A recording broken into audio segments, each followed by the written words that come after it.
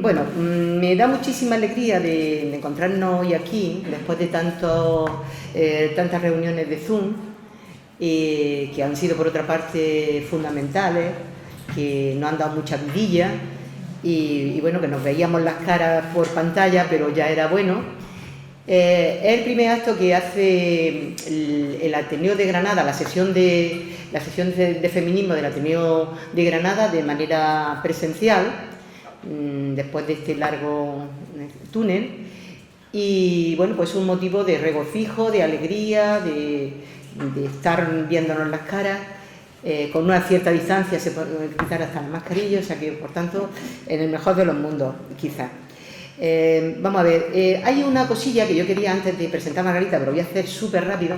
Digo que como es el primer acto que hace la sesión de feminismo, simplemente emplazaros a otros actos. Vamos a tener a lo largo de este curso como 3 ejes básicos de desarrollo de actividades. Uno que va a ser en torno a la historia de las mujeres pasado-presente, con este acto que hoy iniciamos y posiblemente el 30 de noviembre con otro sobre las mujeres afganas. Hemos conectado con la corresponsal del país en Kabul y posiblemente pues, podamos tener una charla con ella y tal. Posiblemente esa se haga por Zoom o en streaming, no sé. Pero esa es una parte del ciclo. El segundo eje que vamos a trabajar es el tema de educación. Educación, hay una sesión en el Ateneo que la lleva Juan Manuel Alcalde, y realmente estuve hablando con él y quedamos en hacer un poco la limón, de tal manera que trabajaremos desde la sesión de feminismo en la coeducación, la historia de la coeducación, cómo ha funcionado, la situación última en la aula, etc.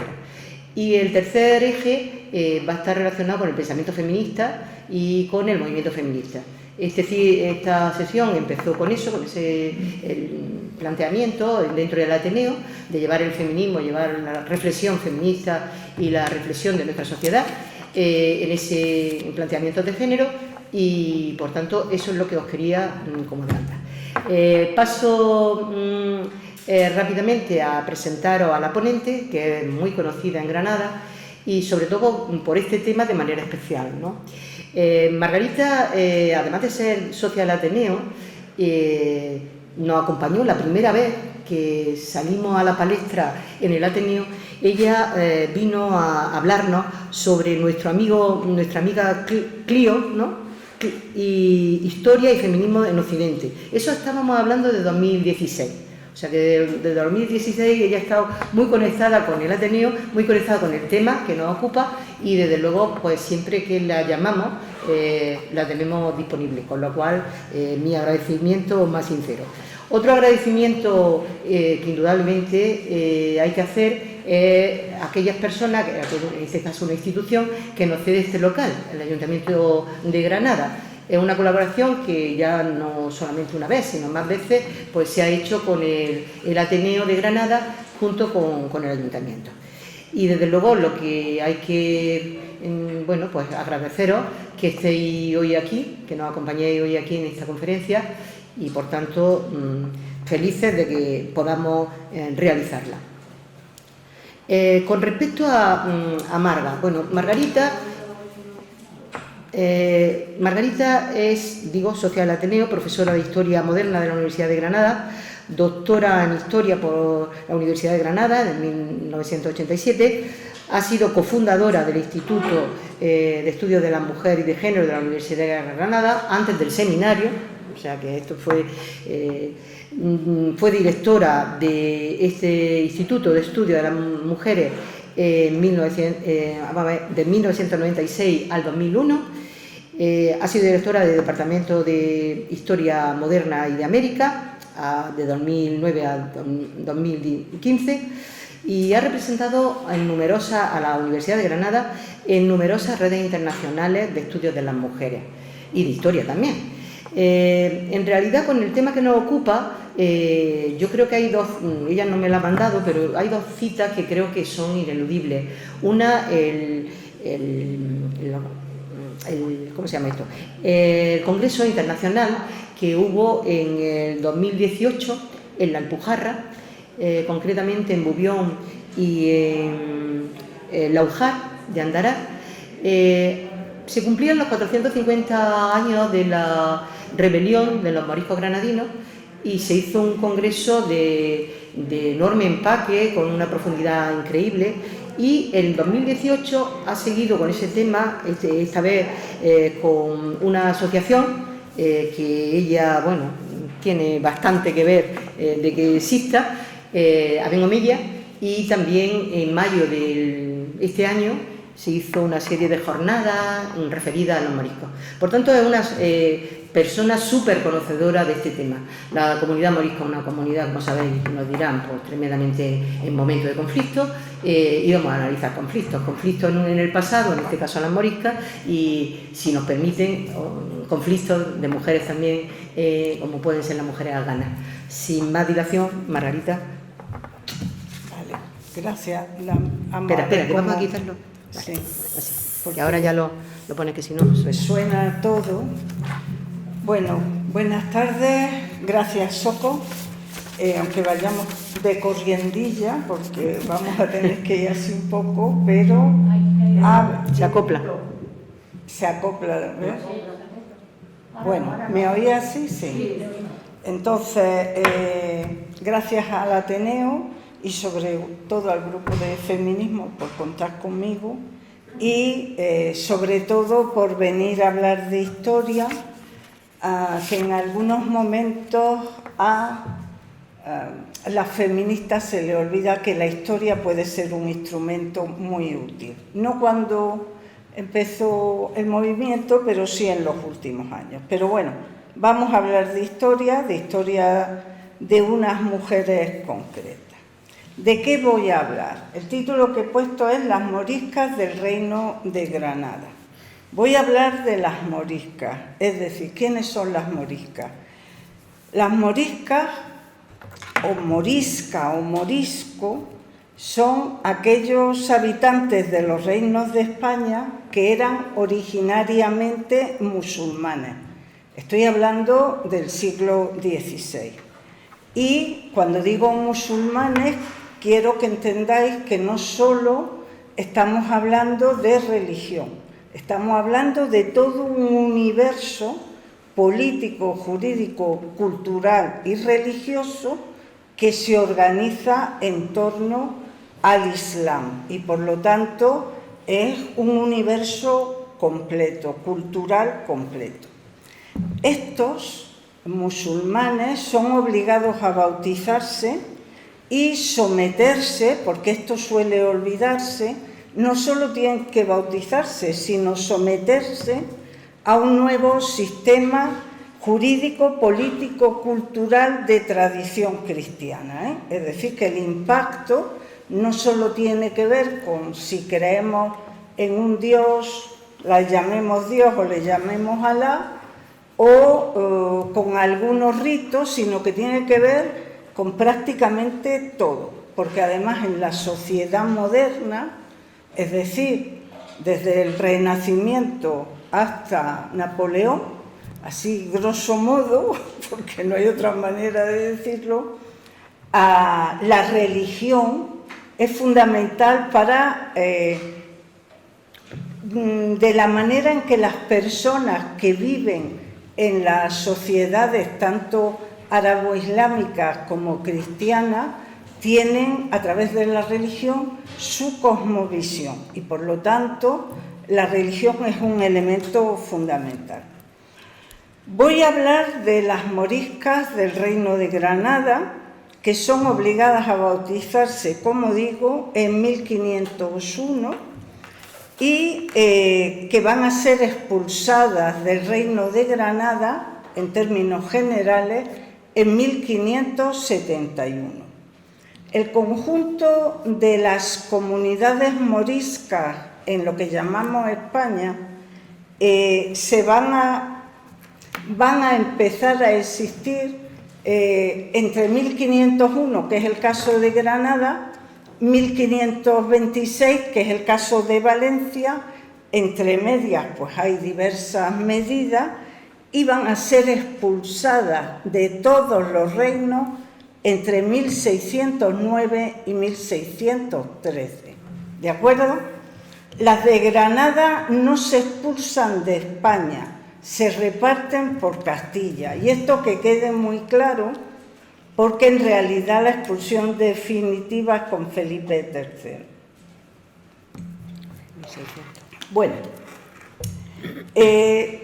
no le he puesto subtítulo, pero voy a incidir sobre todo en aspectos que tienen que ver con lo que podría llamar sobrevivir en un mundo hostil, porque yo creo que esa es la manera que hay que enfrentar cualquier lectura sobre las moriscas. Sobre todo porque lo que quería mostrar de manera clara es que, perdonad, y a ver si me entero de cómo va esto, bueno, de lo que me quería mostrar de manera clara es que el Reino de Granada es en el siglo XVI lo que llamamos una zona de contacto. Llamamos en historia, y no solo en historia, en antropología y otras disciplinas, zona de contacto a aquellos territorios donde confluyen culturas con trayectorias históricamente divergentes, caso de la cristiandad y el islam.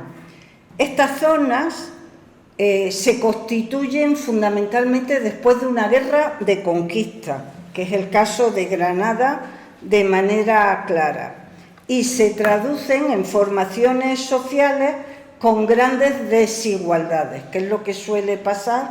El ejemplo más claro es la colonización americana, pero podríamos hablar de otros. Entonces, el Reino de Granada, desde mi perspectiva, es una zona de contacto, y en este contexto es que tenemos que entender todas las cosas de las que vamos a ver. ¿Qué es lo que sucede? Bueno, pues que aquí va a coexistir dos sistemas culturales diferenciados.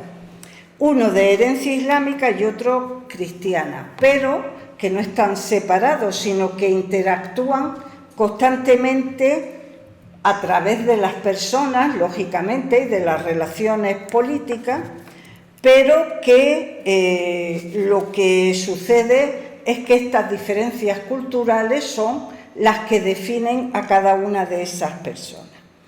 Precisamente esta interacción se traduce en conflicto, y es lo que vamos a conocer desde 1500 o 1501 como el conflicto morisco. Y en realidad este conflicto, lo que más llama la atención, o como lo leemos fundamentalmente desde los trabajos de Caro Baroja, es como un conflicto étnico-religioso, es decir, es un conflicto cultural. Es más cosas, pero ahí es donde lo vemos fundamentalmente. ¿Esto qué significa? Bueno,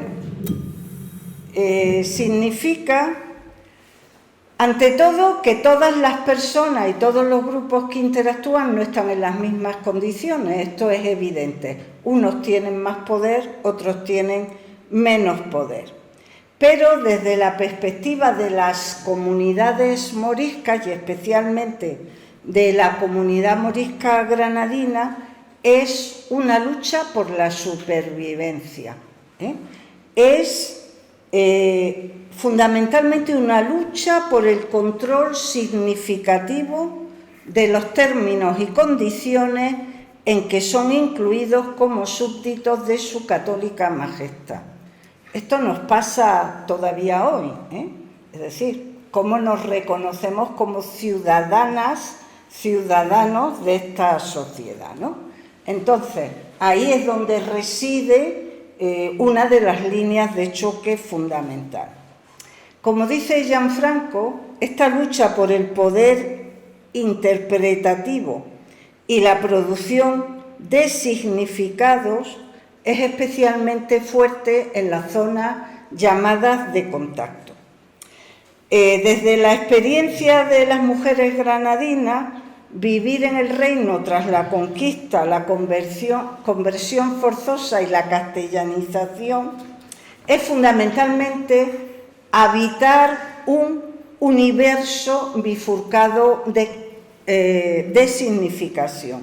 Es decir, por una parte tiene que construirse como entidad propia, eso es la supervivencia, es la construcción de cualquier yo, pero por otra, en ese universo de conflicto y sobre todo es sometida a la agresión desde los discursos hegemónicos, porque aparece constantemente como la mujer otra, ¿no? Y nunca dejará de serlo en todos estos años.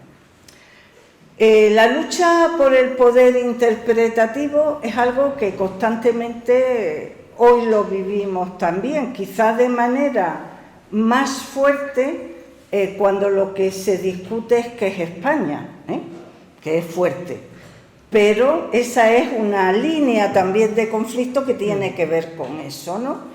Y donde, bueno, pues a veces no es posible hablar ni negociar, porque otros se excluyen mutuamente en determinados momentos. Bueno, pues en ese sentido tenemos que entenderlo. Alguien gana al final, casi siempre, y entonces aquí ganaron, bueno, los castellanos, y mejor dicho, más que los castellanos, el Estado moderno, pero ahí iremos.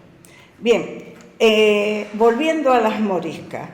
Las moriscas nunca dejaron de ser la mujer otro que reúne en sí, como dice toda la documentación inquisitorial, o dice la literatura apologética, por ejemplo, todos los vicios y desviaciones que puede tener cualquier mujer, ¿no? Es decir, es lo otro, fundamentalmente.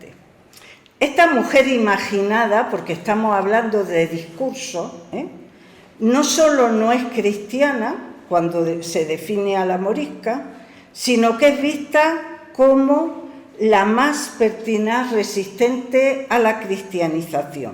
Eso que luego se llamará en la historiografía guardianas de la tradición. Además, una de las cosas que se le achaca es que toma la palabra, es decir, que no está en silencio. Y que además, cuando toma la palabra, lo hace en la lengua sagrada del Islam. Porque claro, todo lo que tiene que ver con la religión, la perpetuación de ritos propios de la cultura, muchos de ellos llevaron esa tarea a cabo las mujeres. Y así aparecen en la documentación, ¿no? Por ejemplo, el caso de la sanación, ¿no? Y esto tiene que ver no solo con que algunas formas de sanar o de ser parteras puedan ser discutibles para la ortodoxia católica o para el Estado, sino que además esto tiene que ver también con la masculinización, y eso es general, de las artes de sanar a lo largo de la Edad Moderna. Por lo tanto, también las mujeres cristiano-viejas sufren este tipo, digamos, de conflicto. En fin, es lo que Bernard Vincent llamó hace ya muchos años, tal y como lo definen los discursos, la alfaquina de la documentación, ¿no? Pero además, en mucha de esa literatura, la morisca en realidad es Eva. Y en la Edad Moderna, Eva es el modelo negativo de mujer en la cristiandad. Entonces, en ese sentido, algunos textos en realidad de lo que hablan es de un cuerpo desordenado, de un cuerpo hecho carne. Se le ven las carnes cuando camina alegre, en fin, eso es ese cuerpo, ¿no?, que genera algún tipo de escándalo. Es, por lo tanto, un cuerpo peligroso y deshonesto, ¿no? Y en este sentido, bueno, pues se justifica claramente la represión. Ahora bien, lo que no podemos perder de vista es que la categorización de las moriscas como esta mujer otra no puede existir sin el modelo femenino preceptuado.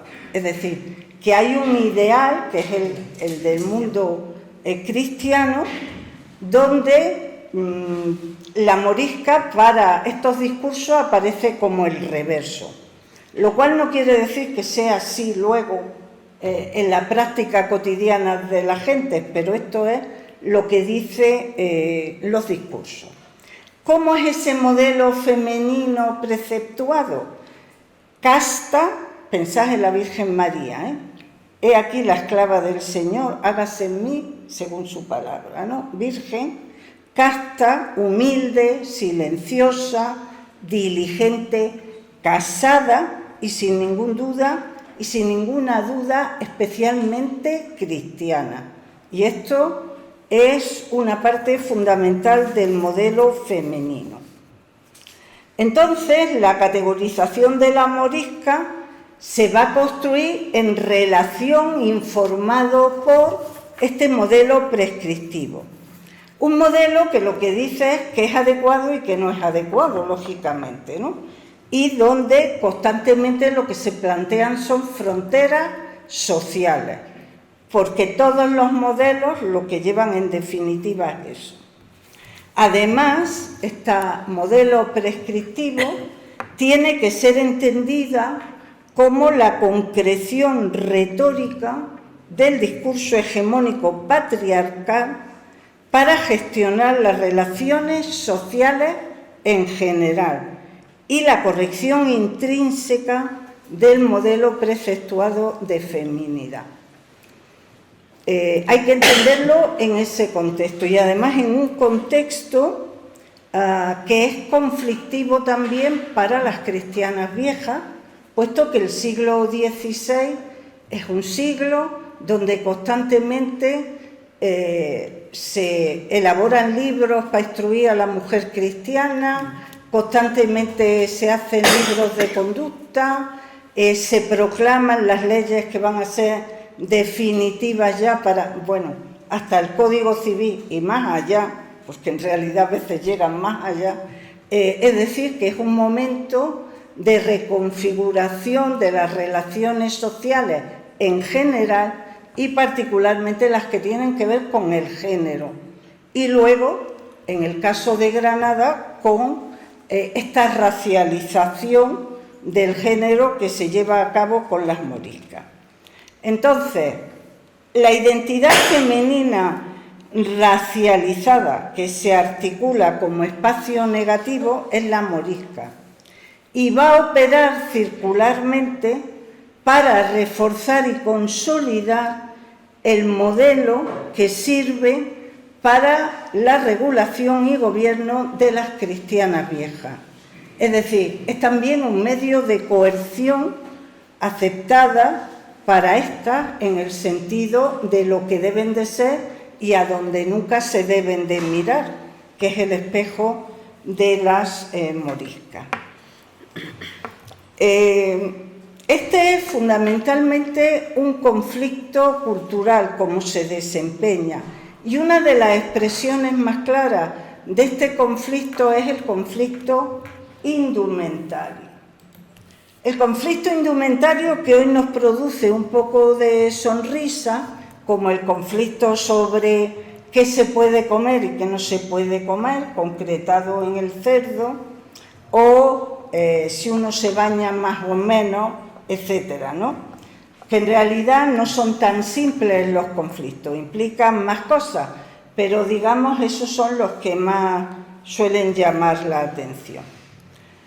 Bien, en los últimos años han aparecido un par de trabajos, sobre todo uno, el de Irigoyen, que está planteando que el conflicto indumentario no era tan importante, ¿no? Sin embargo, yo sigo sosteniendo que en el caso del Reino de Granada, este sigue teniendo una importancia fundamental. Porque, bueno, fundamentalmente se argumenta lo que tiene de cubierto, ¿no? Pero en realidad cubiertas van más mujeres en los reinos de España, o sea, que no es solo ella. De que tengan vestidos raros, no solo ellas, ¿no? O, por ejemplo, las vascas, que tienen unos tocados complejos, otras que van cubiertas, o, bueno, no lo he traído, pero puede, la que aparece como la mujer española por antonomasia en todas las representaciones, lleva su sombrerito y sobre el sombrero el velo, es decir, las tapadas, luego, sobre todo en el siglo XVII o en Perú, donde adquieren una enorme importancia, ¿no? Bien, fundamentalmente el conflicto indumentario de lo que habla, o parece hablar, es de un cuerpo cuyas formas no responden a lo que debería de ser. Como digo, sin embargo, en realidad, si comparamos en la monarquía hispánica, que son muchísimos reinos en este periodo, hay mujeres con indumentaria la más de diversa y algunos varones también que llevan algunos aderezos muy llamativos, ¿no? O sea, que no son solo las mujeres las que llevan atavíos llamativos, ¿no? Entonces, sí que es verdad que lo que se argumenta fundamentalmente es este carácter de que va oculta, de que la almalafa, que es esa sábana, como dice la documentación, que cubre a las mujeres por completo, pues hace ese cuerpo un cuerpo incontrolado, ¿no? Un cuerpo oculto bajo esa sábana. Pero yo muchas veces creo que tiene que ver también con que en este mismo momento hay también muchas cristianas viejas que se ocultan, ¿no? Y bueno, esto plantea un conflicto de si es adecuado, honesto, etcétera, esa ocultación, ¿no? ¿Dónde puede ir una mujer que va oculta, ¿no? ¿Se la permite circular por todas partes? Bueno, acordaros que Fray Luis en estos mismos años pues está diciendo que hay que ir a misa a las 6 de la mañana, velada, por cierto, para que nadie te vea por el camino. Es decir, que hay un momento de intentos de fuerte control de los cuerpos de las mujeres en general y, lógicamente, de las cristianas nuevas en particular, ¿no? En realidad, la política sobre la indumentaria de las moriscas debe de verse también en el marco general de las políticas sobre la indumentaria en toda España. Y no solo en España, en Inglaterra, en Alemania, en cualquier país de Europa que queráis mirar, hay una política indumentaria, ¿no? El problema probablemente es que este aderezo, esta indumentaria morisca, recuerde, traiga a la memoria pues precisamente al Islam. Y en ese sentido, por lo tanto, pues digamos que es algo que produce horror a ciertos sectores de la sociedad, ¿no? La indumentaria es muy importante en la edad moderna. Lo es todavía hoy, Seguimos pensando que nos vestimos como queremos, pero menos, Nos vestimos de acuerdo a una multitud de códigos, de ideas que hemos interiorizado a lo largo de nuestra vida, que van cambiando, porque van cambiando a medida que o nos hacemos más mayores o exploramos otras cosas, pero nos vestimos para representar quiénes somos ante el mundo, Y en ese sentido la indumentaria todavía hoy sigue siendo importante. pero en la Edad Moderna era mucho más, ¿no? Es decir, era, como se decía entonces, que el hábito se hacía al monje, ¿no? Implica que simplemente llevar unos determinados vestidos te hacía alguien. Todavía hoy, en la lengua castellana, tenemos un fósil respecto a eso, y es que investimos al presidente del gobierno. Eso es lo que hacemos, que literalmente significaría, cosa que no se hace, que le colocamos la ropa que dice que es presidente. Y a partir de ese momento se vuelve sagrado, ¿no? Entonces, ya lo hemos hecho otra cosa, ¿no? Bien, bueno, no tenéis más que ver a Isabel II cada vez que va a abrir el Parlamento. Lleva todos los atavíos de la majestad, ¿no? Todo, pues porque tiene que representar, eso es lo que dice que es lo que es.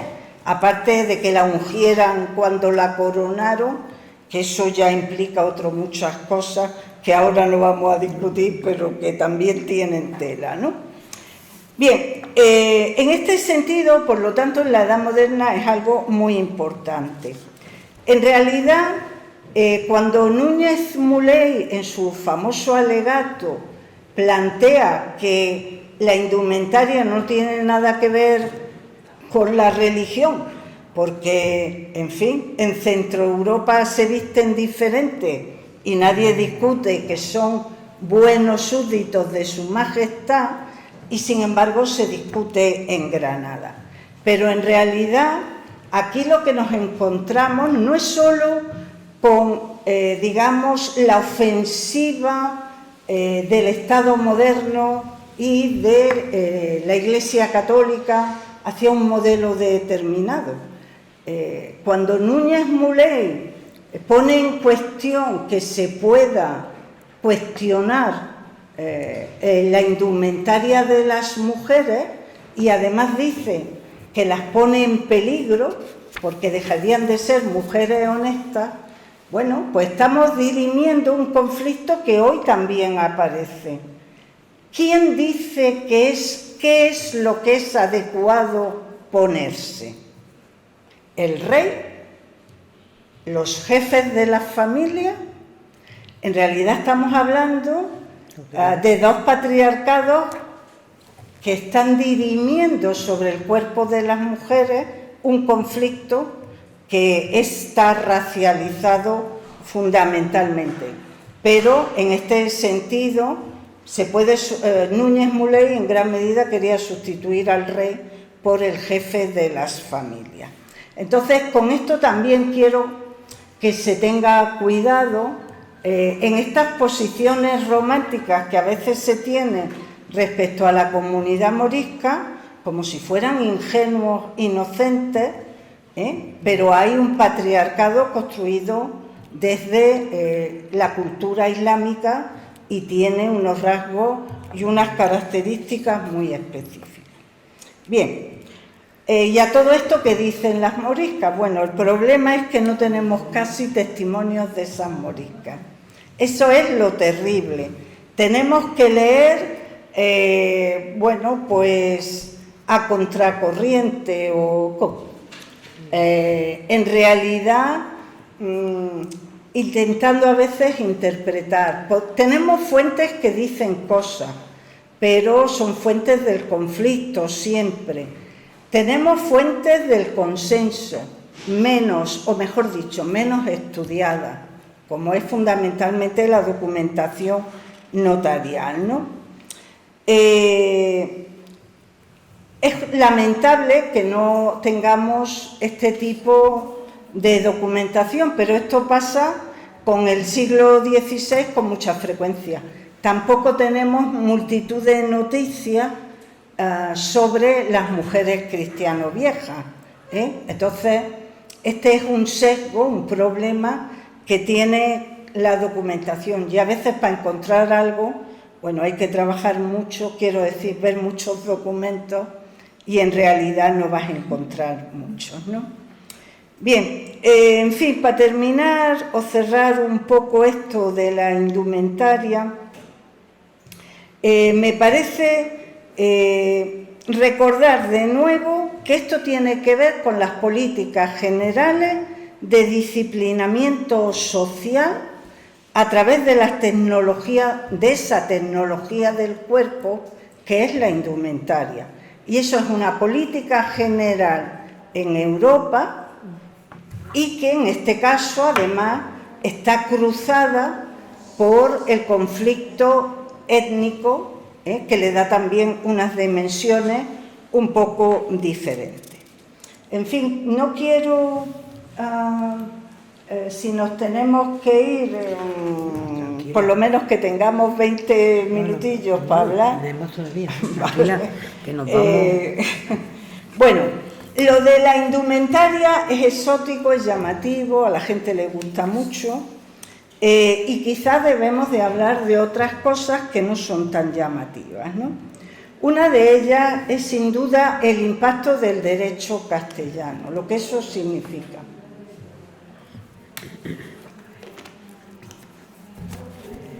Bien, fundamentalmente hablamos de el impacto de la ley en lo que se refiere a varias cosas, a muchas cosas, pero yo me voy a centrar en lo que tiene que ver fundamentalmente con eso que hoy llamamos derecho de familia, que no existe en la edad moderna, y que es el matrimonio y fundamentalmente la transmisión de la propiedad. Esto cambia radicalmente con la conversión forzosa y con los decretos de 1501, ¿no? ¿Qué tenemos? Bueno, cambios significativos. Pues vamos de un matrimonio preferentemente endogámico, aunque en Granada antes, durante el periodo nazarí, hay una exogamia más intensa de lo que se creía e incluso, bueno, algunos aspectos que solo determinados sectores cumplen de la ley islámica, ¿no? Es decir, vamos de un matrimonio preferentemente endogámico a uno preferentemente exogámico. Eso cambia el universo de relaciones por completo. Luego, cambia, aunque esto no tanto, y da márgenes de negociación, la direccionalidad de los pagos matrimoniales. Es decir, fundamentalmente en el ámbito islámico tenemos lo que se conoce como dote islámica en la historiografía española, que es lo que el novio da a la novia o sus parientes, y luego los regalos que tanto el novio como los familiares de la novia le dan a la novia. En el caso del derecho castellano, lo que tenemos es una dote femenina obligatoria, que pone la ley que el padre tiene que proveer esa dote, que va del padre a su hija, no al marido, eso que quede muy claro, a su hija. Y luego las arras, que no son obligatorias en Granada. En otros territorios hay unas leyes un poco más complicadas, pero en Granada, que es Castilla, no es obligatoria, y las arras, como sabéis, van del esposo a la novia como premio a su virginidad y a su fecundidad. Y luego hay otra serie de pagos matrimoniales, que son los regalos, las galas, en fin, este tipo de cosas, que no me voy a... Luego, si queréis, hablamos más, que no me voy a parar mucho. Pero esta direccionalidad cambia, aunque los moriscos de Granada, y eso lo escribí yo ya hace años en un artículo, van a utilizar mucho las arras para entregar a la novia cosas de interés, y además tienen unas donas muy ritualizadas. E incluso, bueno, a veces intentan torsionar la ley de forma y manera que tú vas leyendo y dices, pero esto no es una dote cristiana, esto es una dote musulmana, en fin, este tipo de cosas. Y luego se pasa de un régimen de separación de bienes total y absoluto a un régimen de gananciales, ¿de acuerdo?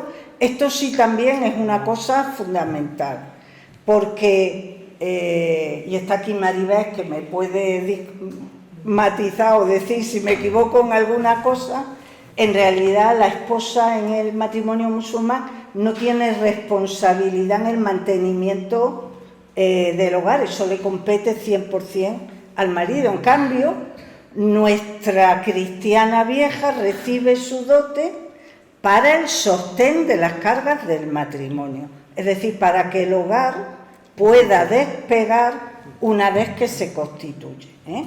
Entonces, son concepciones completamente diferentes.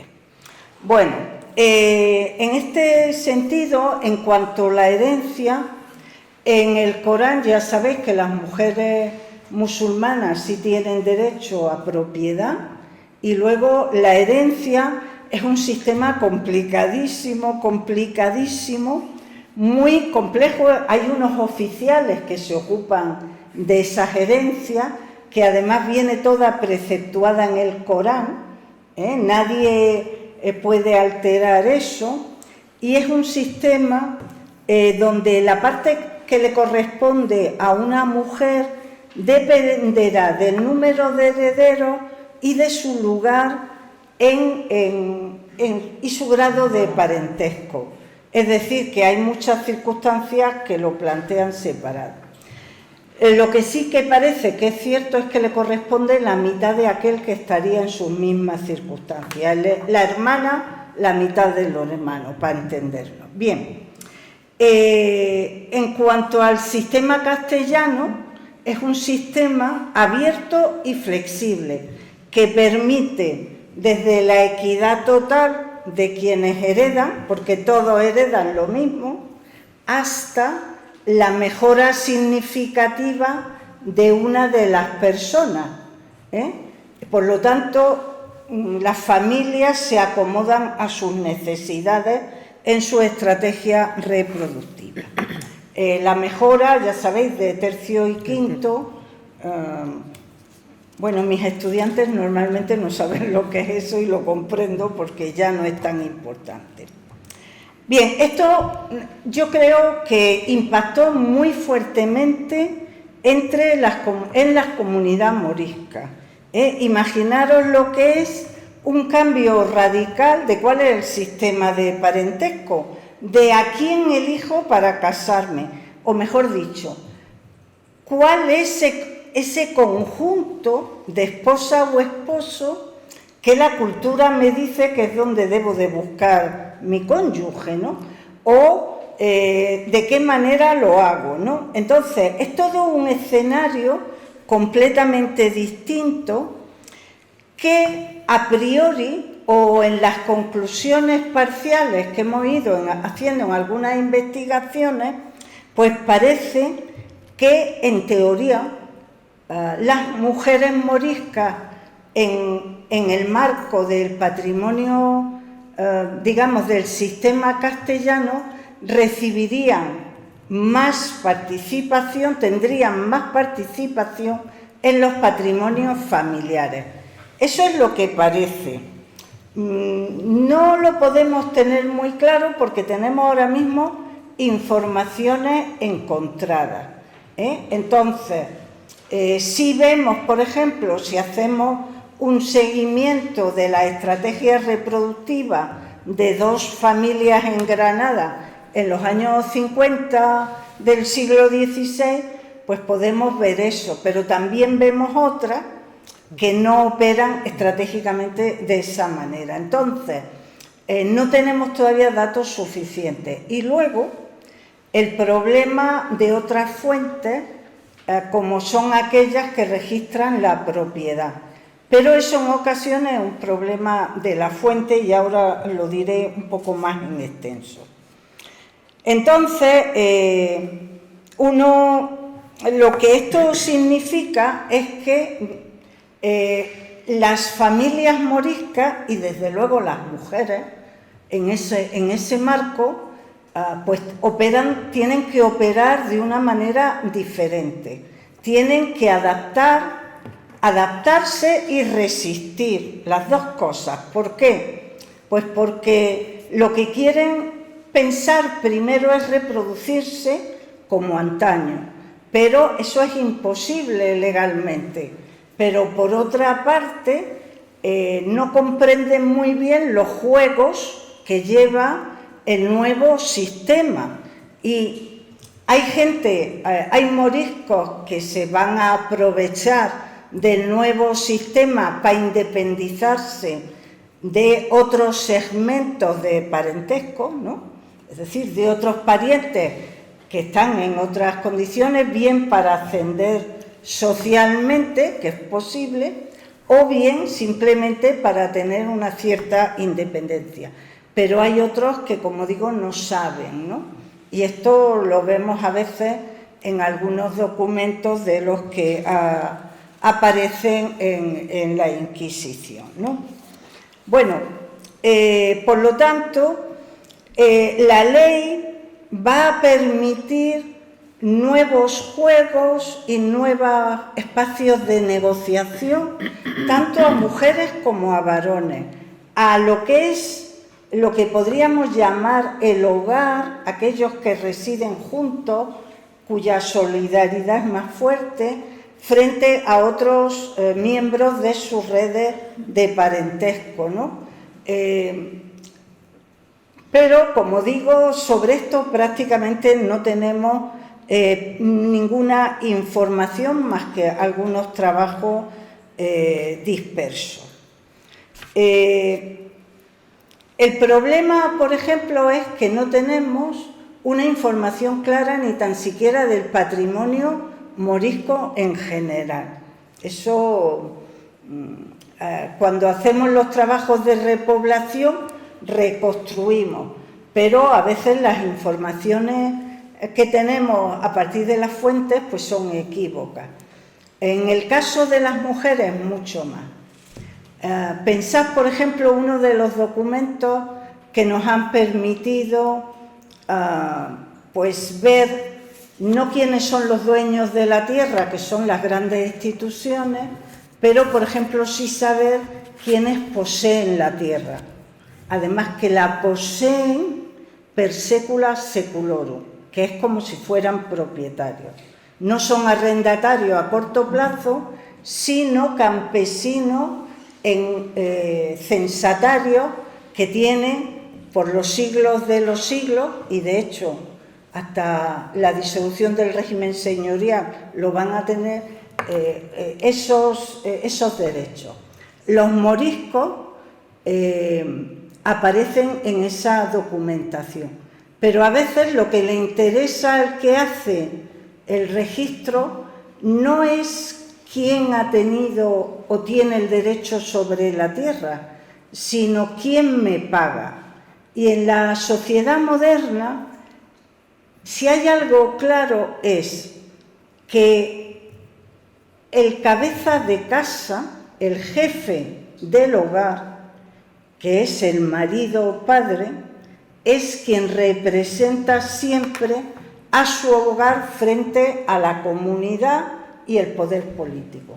Entonces lo que encontraremos son las anotaciones de fulanito de copas que está pagando la renta. Pero muchas veces él no es ni tan siquiera quien tiene el derecho jurídico. El derecho jurídico lo tiene su esposa. Pero para representar a ese hogar, ella no va a representar salvo que sea viuda. Con lo cual, la documentación aparece el marido. Hay otros documentos que dicen fulanito de copa paga la renta, tal, pero la tierra la tiene porque su mujer la heredó de su padre. El caso más claro, la casa del Chapiz, es la casa del Chapiz, pero es que no era del Chapí, era de su mujer, Inés Ferí. Y sin embargo, nos hemos quedado con la casa del Chapí por siglos y siglos y siglos. ¿Quién aparecía? El Chapí era el cabeza de casa, era quien representaba, ¿no? En fin. Bueno, no puedo ni me quiero todavía entretener mucho más, que ya son y 21 y nos tenemos que ir en un ratillo, pero os quiero señalar algunas cuestiones. Las mujeres moriscas trabajan, por favor.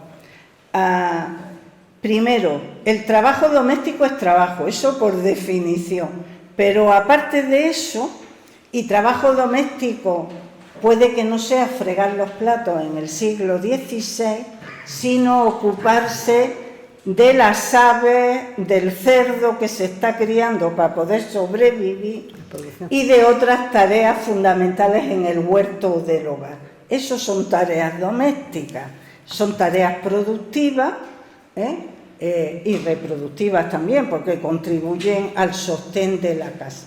Pero las mujeres moriscas son, por supuesto, campesinas, trabajan la tierra, como las cristianos viejas, que son campesinas y trabajan la tierra también. Son hilanderas, son tejedoras, como lo van a ser también muchas cristianas viejas. Y al igual que las cristianas viejas, y hace un año, va a ser un año a final de mes, leímos una tesis sobre Guadix y Baza de Maribel Jiménez. Lo cierto es que no solo conocen la ley, los vericuetos, en la documentación notarial está clara, sino que como hacen las cristianos viejas, porque ellas también arriendan renta, toman a crédito, dan a crédito, compran, venden, es decir, están insertas por completo en la economía. Lo que pasa es que todavía lo conocemos bastante mal. En fin, había dejado para el final la pregunta de si las moriscas son guardianas de la tradición, que como he dicho al principio es una de las ideas que especialmente Bernard Van Sant planteó, ¿no? Bueno, a mí me parece que la pregunta así a veces es un poco simple, ¿no? ¿Son guardianas? ¿No son guardianas? Tenemos que tener muchas cosas en cuenta. Primero, muchas de las prácticas que la Inquisición, por ejemplo, cuestiona, como son la sanación, las parteras, etcétera, en realidad son parte de unas prácticas, de unos saberes transmitidos básicamente de madres a hijas, ¿no? Pero es que eso da poder a esas mujeres en la comunidad. Por lo tanto, arrancarlas de ahí significa quitarles poder. Ellas transmiten multitud de conocimientos, sobre todo, por ejemplo, una de las cosas que va a ser importante y contra las que el Estado va a intentar fundamentalmente oponerse, es que son conservadoras de la memoria. Y este es un elemento fundamental, ¿no?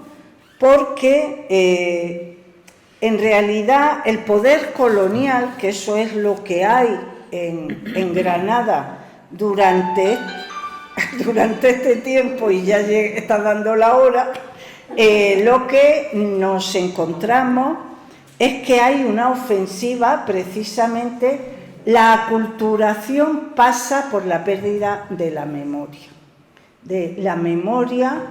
de quién se es, de dónde venimos, de qué cosas nos han hecho como somos, etc. Y esta es una parte fundamental de lo que se ataca. Conservar esos saberes y sobre todo la memoria, y no tanto en los años que estoy hablando, sino fundamentalmente en los años que seguirán al destierro, va a ser un aspecto fundamental de la vida de estas mujeres. En fin, mujeres que están empoderadas a través de ella.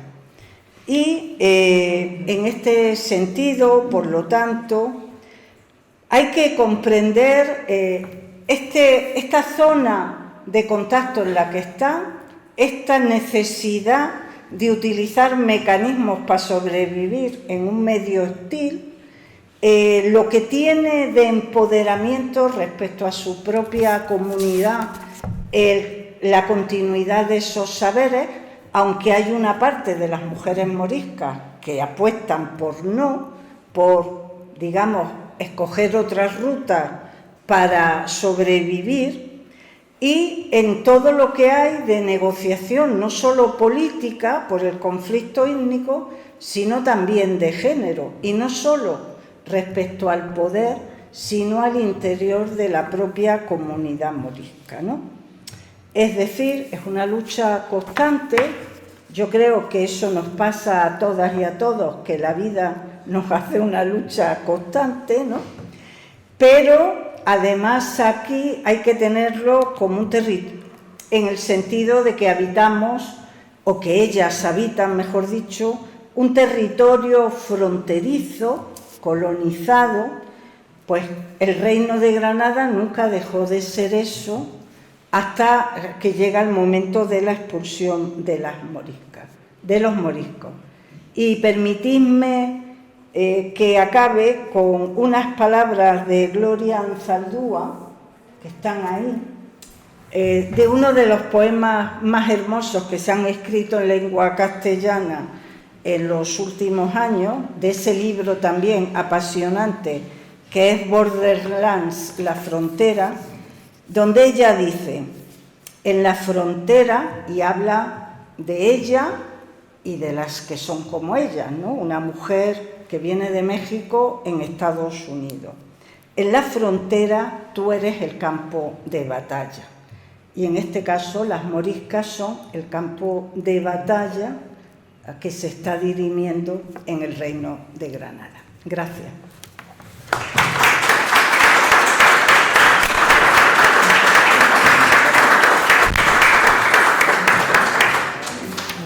Pues bueno, hemos cumplido el tiempo, yo creo que a rajatabla, un poco así, pero se trata ahora de ver qué cosas podemos comentarla un poco más, qué preguntas nos han suscitado lo que nos ha planteado Margarita. Creo que ha terminado la conferencia de una manera muy clara. Si somos el campo de batalla, si las mujeres se constituyen en campo de batalla, si las moriscas se constituyen en campo de batalla, si su cuerpo es un campo de batalla, eso está ocurriendo todavía. O sea, que eso hay que tenerlo bastante en cuenta. Y sobre todo, pues, desmenuzar esto, ¿no? Vamos a intentar desmenuzarlo. ¿Alguien quiere formular alguna pregunta?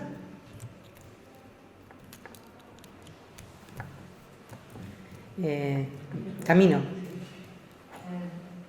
Has hablado de los tucados, bueno, de la indumentaria de las pascas, donde aparecen algunos de las prendas que se han visto ahí dibujadas, de las moriscas. Concretamente, uno de los tucados que son como una especie de turbante es el de la baja de la izquierda. Sí, este es de una vasca. Se parece, claro. Y todavía están esos tocados, vamos, los sacan un poco como de museo, pero se los ponen en fiestas, ¿visto? Y tienen esa especie de cono, no sé si es blanco o morado, y que en realidad es un turbante con una especie de cono, hace que se mantiene tieso y tal, y es típico del, por ejemplo, del sur de Francia, de la zona de la Baja Navarra y tal. Y me llama la atención, había visto estos dibujos con tonos diferentes, pero no me daban cuenta de las razas.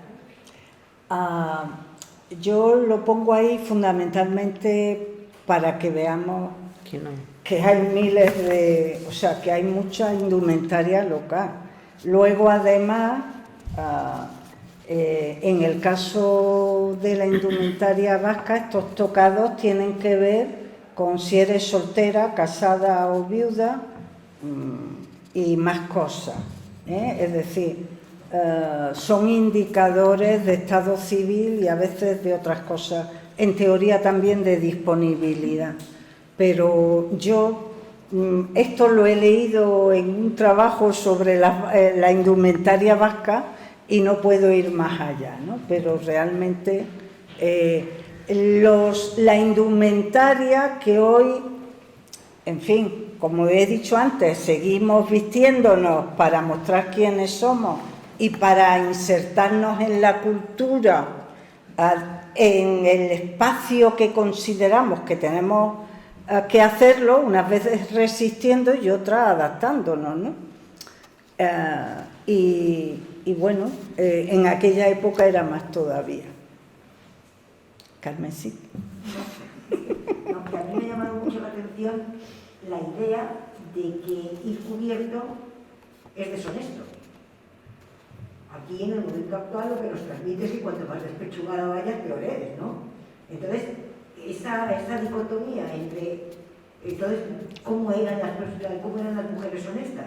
Si no iban cubiertas, ¿cómo iban? El problema es, vamos a ver, lo que, digamos que el hilo, por hablar así como se hace ahora, ¿no? El hilo que encuentras constantemente en la edad moderna es que cuando las mujeres van cubiertas de esa manera, es decir, completamente cubiertas, que solo se les ve un ojo, que es lo que dicen, en realidad son mujeres a las que no se puede someter a ningún tipo de control.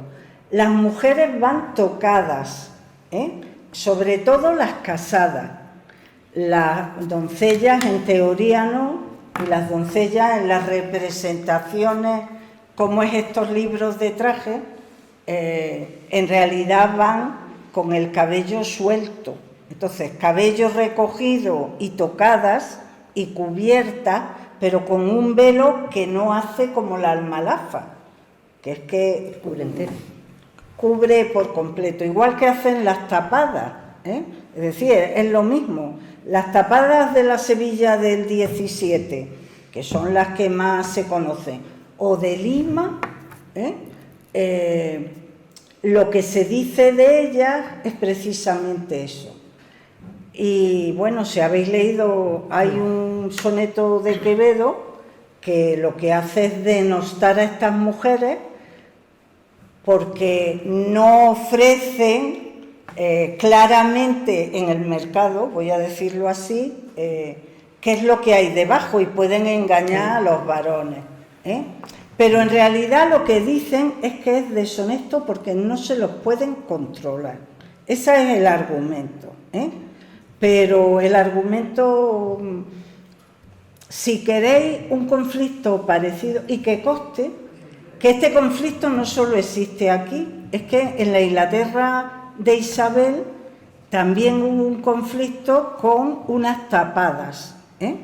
Es decir, que es un conflicto que existe en todas partes de Europa. Puede ser fundamentalmente el rostro, no el resto del cuerpo. Es el rostro fundamentalmente. Yo creo que hay más cosas en el caso pero en cualquier caso es una cuestión de control. Acordaros del conflicto con las capas en el 18, de los embozados, y ese es un conflicto parecido. Y ese es el que conocemos más, pero había conflictos previos, ¿no? Es decir, cuando el Estado no controla del todo esos cuerpos, y en este caso es deshonesto, sí, aunque parezca increíble. Una palabra por allí, cuando quieras.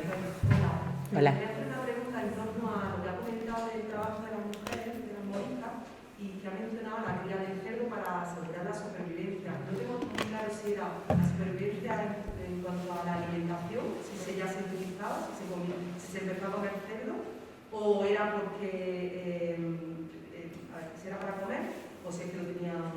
Perdona, si lo he dicho ha sido que me he confundido pensando en las cristianas viejas.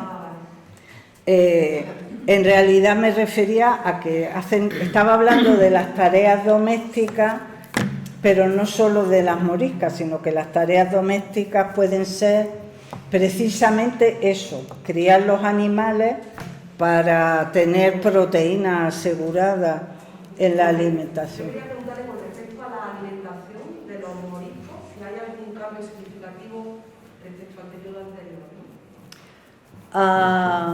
¿no? Hay algunos cambios, hay nuevos productos, algunas cosas pues no, digamos que todavía no están tan claras.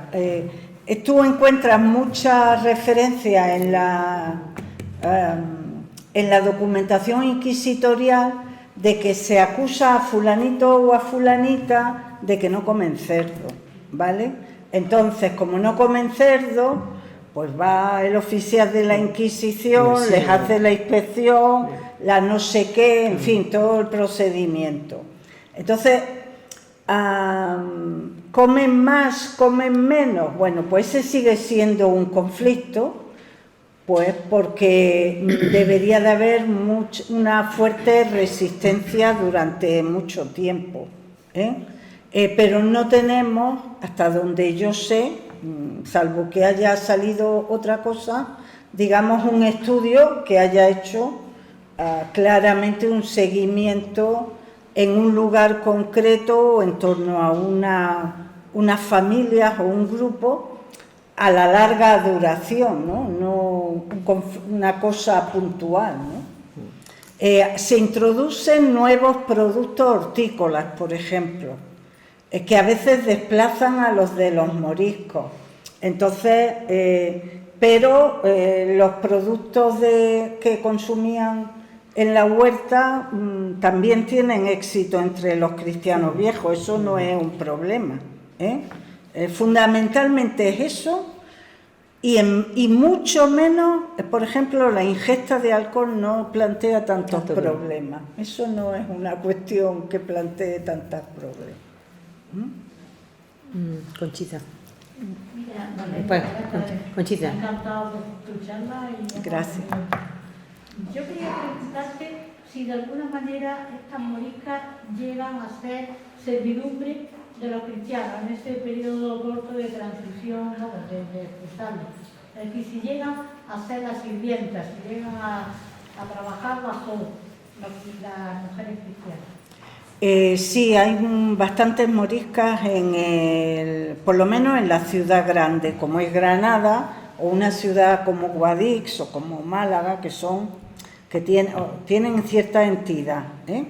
Hay mujeres en el servicio doméstico. Entonces, incluso parece ser, aunque ahí aparece ya sabéis, que hay incluso nodriza, y eso que en teoría la leche es como la sangre que lleva los genes, ¿no? Lleva todo. Entonces, había mucha discusión si iba a haber nodrizas, ¿no?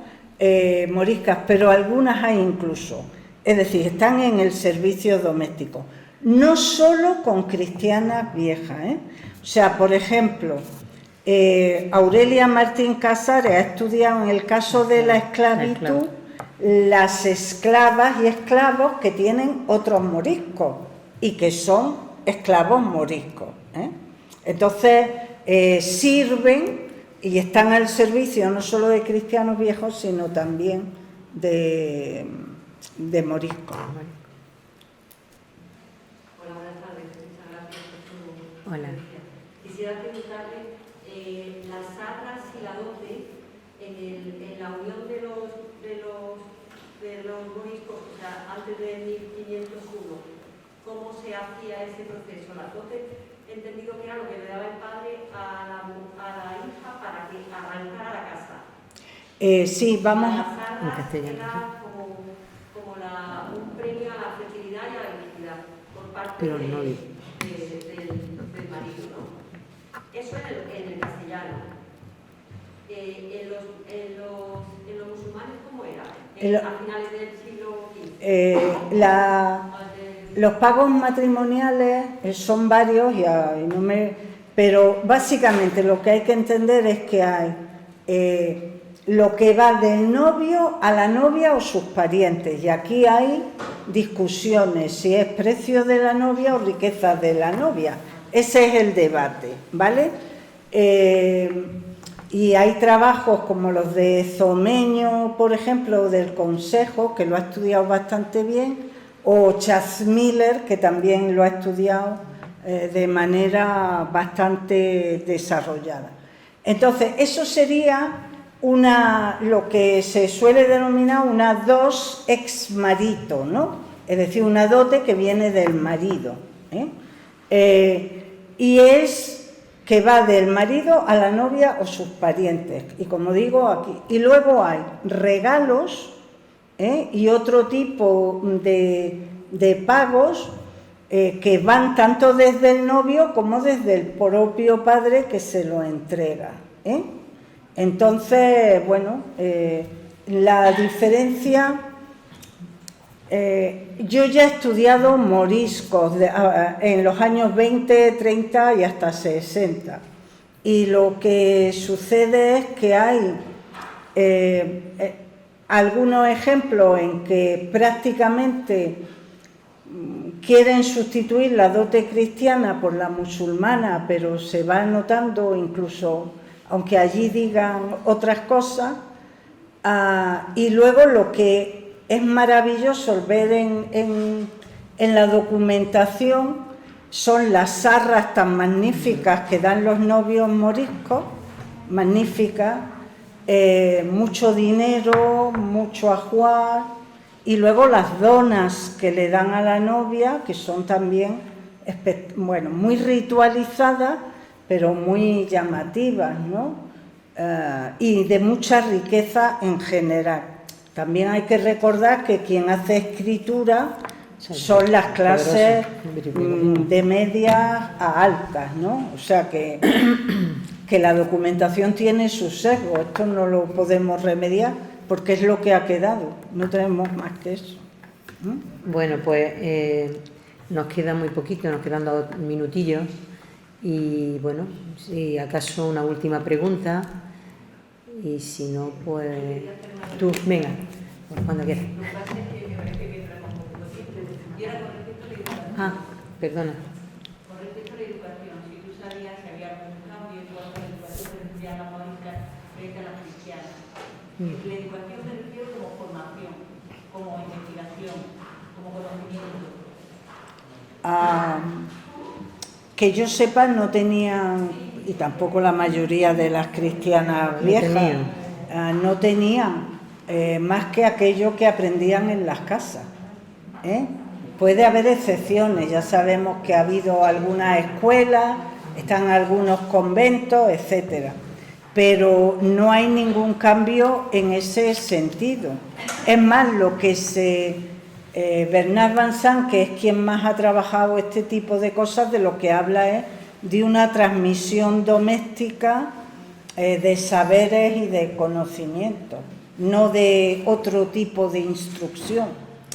Que pueda haber alguna mujer, pero sí, es una excepción, pero son excepciones.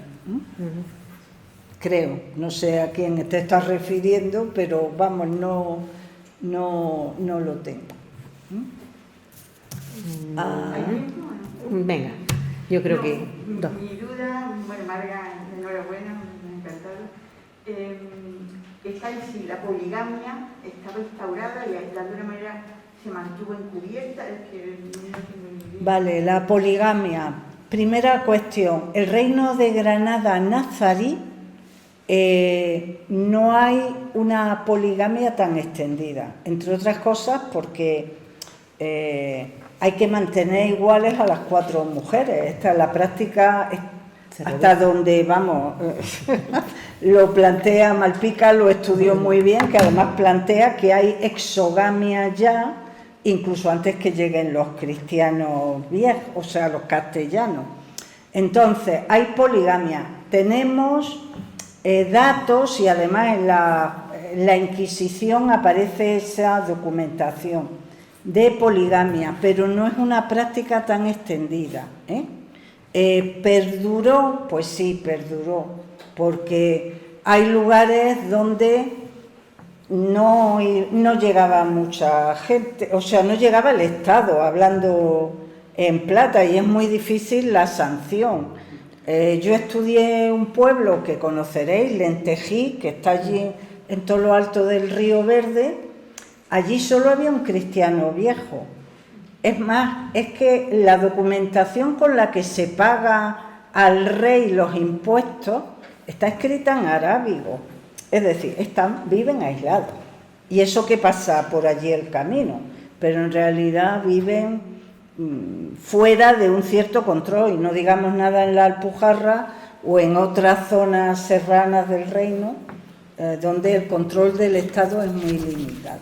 Bueno, pues vamos a ir dando por terminada la exposición de Margarita y este rico coloquio, que creo que nos queda como estrecho el tiempo para preguntar todo lo que se nos hubiese ocurrido, porque desde luego nos hablan de una mujer otra, pero a mí me hubiera interesado ver qué hombre otro hay en los moriscos. 1501 es verdad que se bautizan obligatoriamente en todo el mundo y por tanto aparece el morisco, pero ni los moriscos eran un colectivo, por supuesto, muy contrastado, en conflicto, etcétera, etcétera, pero no era un colectivo homogéneo, y la homogeneización vino por la castellanización y por la aculturación, con lo cual el conflicto estaba servido. Por tanto, creo que esto es un tema absolutamente apasionante y que nos hubiese dado para por lo menos media orilla más. Vale, muy bien.